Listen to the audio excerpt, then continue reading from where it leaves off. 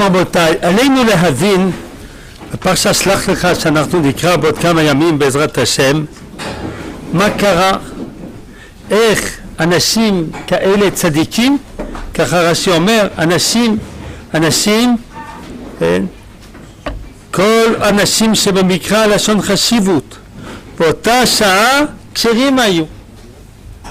אחר כך רש"י אומר לנו, תדע לכם שהם היו רעים מתחילתם ועד סופם. תחליט, היו כשרים בהתחלה, לא היו כשרים בהתחלה, מה היה המצב, מה קרה, מה הביא את המרגלים לעשות חטא כזה גדול. אנחנו רואים בהפטרה שאנחנו נקרא על המרגלים ששלח יהושע, והנה זה פלא, הם גם מרגלים את הארץ, והנה הכל טוב ויפה, השליחות שלהם הולכת ומצליחה. מה ההבדל בין המרגלים ששלח יהושע ובין המרגלים ששלח משה רבינו? ואני רוצה להגיד לכם בצורה מאוד מאוד פשוטה שההבדל הוא ברור מאוד, וגם ברש"י הזה שקראנו עכשיו יש כבר את הניצנים של הבעיה. כולם אנשים, כל אנשים שבמקרא לשון חשיבות, ואותה שעה כשרים היו. לא כתוב שהם היו צדיקים, כתוב שהיו כשרים. עדים עדיין לא חטאו, אבל לשון חשיבות. מה הכוונה לשון חשיבות? הם היו אנשים חשובים, וכאן כל הסכנה. ואם אנחנו נקרא את הפסוקים, תראה כמה איזה חשיבות נותנים על השמות שלהם. וישלח אותם משה ממדבר פרן על פי השם, כולם אנשים חשובים, ראשי בני ישראל המה, ואלה שמותם, למטה ראובן שמוע בן זכור, והוא שר הכלכלה, והוא שר הגנה, והוא שר של הדחקת רגים, לא יודע מה, כולם חשובים, כולם אנשים חשובים, ויש להם איזשהו תפקיד מאוד מאוד מאוד מאוד חשוב. זו נקודת השבר. כשאדם עושה שליחות, אסור לו לעשות שליחות לעצמו. הוא צריך לעשות שליחות בשביל מי? בשביל משלחו. ומה ההבדל אם אדם עושה שליחות לעצמו, עושה שליחות בשביל משלחו? אם עושה שליחות לעצמו, נותן את השם שלו. אם עושה שליחות למשלחו, אז הוא מסתיר את השם שלו. יש במדינת ישראל יש מרגלים, אנשים שמוסרים את נפשם, הולכים בארץ האויב, לא יודעים את השמות שלהם, אנחנו לא יודעים מי הם, הם חיים באנונימיות ומתים באנונימיות, אף אחד לא יודע עליהם. למה?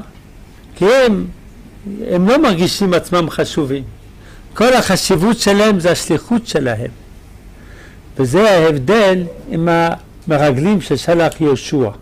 האם כתוב השם שלהם? לא כתוב. מי מגלה לנו את השמות שלהם? רש"י. היה מדובר בפנחס וכלב. ככה אומר לנו רש"י. בפסוק לא נאמר. למה לא כתוב בפסוק השמות שלהם? כי באמת כשהם הלכו, הם לא הלכו בשבילם, הם הלכו בשביל משלחו, הם הלכו בשביל הקדוש ברוך הוא, הם היו שליחים של יהושע. אם היו שואלים אותם מה שמכם, מה חשוב השם שלנו?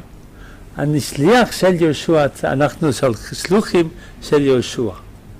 ואז התפקיד שלהם הצליח, הייתה להם ברכה, כי הם עשו שליחות לא בשביל עצמם, בשביל המשלחו.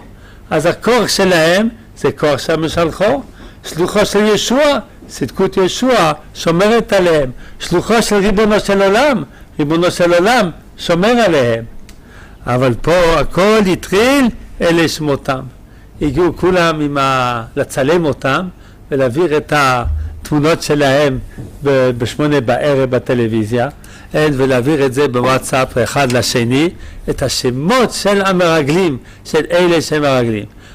ברגע הזה היו חשובים, עדיין כשרים, אבל זרי הפורעניות היו כבר כתובות על לוח ארז ברגע זה. ואנחנו צריכים ללמוד מזה דבר מאוד מאוד חשוב. שאנחנו כולנו, זה מאוד קשה, חשוב לנו השם, חשוב לנו הכבוד, אנחנו בני אדם, אבל אנחנו צריכים להשתדל בחיים שלנו, להתעלות מעבר לכך. לא השם שלנו חשוב, לא הכבוד שלנו חשוב. אנחנו שליחים של מי? אנחנו שליחים של הקדוש ברוך הוא בעולם, אנחנו שליחים של הקדוש ברוך הוא. כששלמה המלך הוא רצה להכניס את אהרון בקודש הקודשים ולא נתנו לו, אז הוא בא ואמר את הפסוק בתהילים, שאו שערים ראשיכם וינשאו פתחי עולם ויבוא מלך הכבוד. מה המלאכים חשבו? שהוא חושב על עצמו, הוא מלך מכובד מאוד, שלמה המלך הכי גדול שהיה בתולדות ישראל.